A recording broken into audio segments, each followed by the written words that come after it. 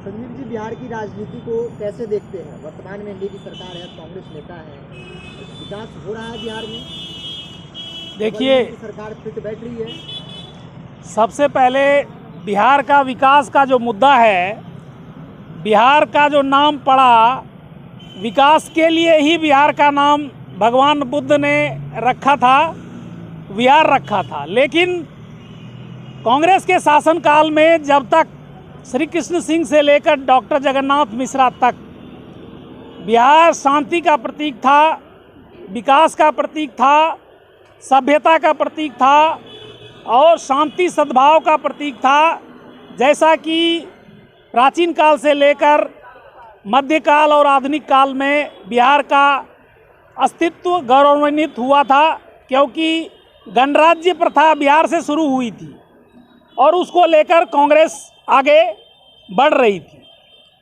लेकिन डॉक्टर राजेंद्र प्रसाद किया बिहार गौरवपूर्ण बिहार, और डॉक्टर जगन्नाथ मिश्रा जो कांग्रेस के लास्ट अंतिम मुख्यमंत्री थे बिहार के, उसके बाद पतन की ओर जाने लगा और राष्ट्रीय जनता दल, लालू प्रसाद यादव और उनके जो सहयोगी, जो कि कई सारे कुख्यात अपराधों में लालू यादव और उनके लोग, सहयोगी लोग संलिप्त रहे।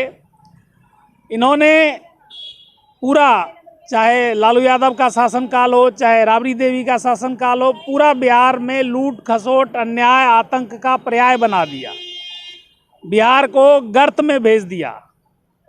और वह 15 साल लालू राबड़ी शासनकाल और इनके सहयोगी का शासनकाल काला अध्याय बिहार के लिए साबित हुआ।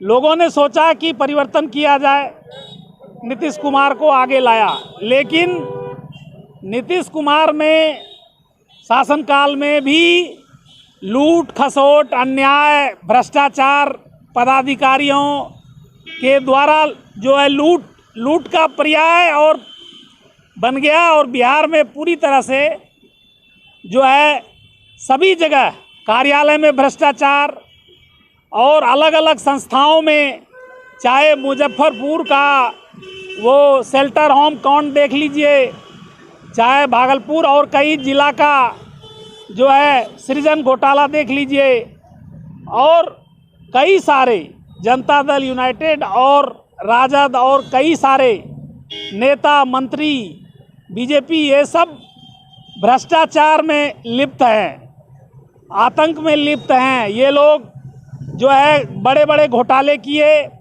और पकड़े गए, बड़े बड़े जो है बलात्कार कांड में पकड़े गए, सजा हुआ इन लोगों को। तो ये लोग बिहार को पूरा पीछे धकेल दिए हैं, बिहार रिवर्स गियर में चला गया है। और जो अभी की जो पार्टी है, जदयू और भाजपा गठबंधन की जो सरकार है, इनके मंत्रीगण, नेतागण और भाजपा जदयू के जो विधायकगण हैं, ये सब खुद भ्रष्टाचार में लिप्त हैं। बिहार में कोई भी विकास का कार्य नहीं हो रहा है। जो बड़े बड़े घोटाले हुए हैं, जो बड़े बड़े कांड हुए हैं, उसमें इनके मंत्री और विधायक नेतागण खुद फंसे हुए हैं। चाहे हत्या हो, बलात्कार हो, लूट हो, घोटाला हो, उनके खिलाफ जांच नहीं चल रहा है। कांग्रेस के विराज में आपकी महंगाई भी क्या कैसे थी? देखिए, महंगाई एक मुद्दा है और कांग्रेस के शासनकाल में भी कुछ वस्तुओं की जो है महंगाई हुई थी, लेकिन इतना बेतहाशा महंगाई नहीं हुई थी। देश में विपक्ष कमजोर पड़ चुका है। देखिए, विपक्ष कभी कमजोर नहीं है और नहीं होगा। विपक्ष में शिफ्टिंग का जो सिस्टम है कि विपक्ष अपने आज की डेट में कई सारी पॉलिटिकल पार्टी जो है वो अलग अलग मुद्दों पर जो है एक पार्टी का समर्थन करती है, पहले एक पार्टी के समर्थन में रहती है, फिर बाद में दूसरे पार्टी में शिफ्ट हो जाता है। तो ये जो राजनीतिक विचारधारा है वो अलग अलग पार्टियों में शिफ्ट होने की चलती आ रही है और हमेशा चलती आ रहेगी। कह सकते हैं राजनीतिक दल ही लोगों को गुमराह करते हैं। देखिए, राजनीतिक दल सभी को आप एक जैसा नहीं कह सकते। राजनीतिक दल में कुछ जो विधायक हैं, कुछ नेता हैं, वो इस प्रकार के कृत्य करते हैं। आप लालू यादव पे आरोप लगा रहे हैं कि उनका राज में काफी गुंडागर्दी था, लेकिन जब आपकी सरकार थी, कांग्रेस की सरकार थी, तो उनको केंद्र में रेलवे मंत्रालय मिला था। देखिए, मैं बताऊं कि केंद्र में यूपीए की सरकार थी। यूपीए की सरकार में जो है कई घटक दल थे, उसमें लालू यादव भी घटक दल थे। ठीक है, लालू यादव को चारा घोटाला में सजा हुई कांग्रेस के शासनकाल में ही सजा हुई। रेलवे घोटाला में वो दोषी हुए और कई सारे चार्जशीट दाखिल हुआ पटियाला हाउस कोर्ट में, कांग्रेस के शासनकाल में ही हुआ, बीजेपी के शासनकाल में नहीं। तो ये नहीं कह सकते हैं कि देखिए, जिस भी शासनकाल में वो मंत्री थे, चूँकि वो गठबंधन में थे और जब सजा हो गए तो वो चुनाव लड़ने लायक नहीं रहे, तो कानून में उन्होंने जैसा कुकर्म किया था वैसा सजा हुआ और अब वो पॉलिटिकली जो है आगे कार्य नहीं कर पा रहे हैं। तो इसलिए और आज की डेट में लालू यादव के जो वंशज हैं, तेजस्वी यादव और उषा भारती, ये सभी घोटालाओं में लिप्त हैं।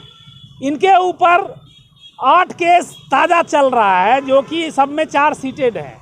तो ये क्या है, ये परिपाटी, जो घोटाले की परिपाटी शुरू कर रखा है इन्होंने। हम कांग्रेस के राष्ट्रीय नेता हैं, आदरणीय सोनिया गांधी जी के टीम में हैं और ऑल इंडिया कांग्रेस कमेटी के ओर से केंद्रीय पर्यवेक्षक हैं। अपना परिचय बताइए। मेरा नाम संजीव कुमार सिंह है, एडवोकेट सुप्रीम कोर्ट हैं और सुप्रीम कोर्ट में जो है कांग्रेस का सारा केस हम लड़ते हैं। और हमारे साथ और अभिषेक मनु सिंघवी जी हैं और कई सारे हैं। और मैं केंद्रीय पर्यवेक्षक हूँ, कई राज्यों में पर्यवेक्षक प्रभारी, चुनाव प्रभारी रह चुका हूँ। और आज मैं पटना आया हुआ था और पटना में कई सारे अपने लोगों से मुलाकात किया, क्योंकि आगे जो है भारत जोड़ो यात्रा जो कांग्रेस की ओर से प्रस्तावित है, जो निकलेगी, जिसमें हम लोग आगे उसको बढ़ाएंगे भारत में जन जन से जुड़ने के लिए और भ्रष्टाचार समाप्त हो।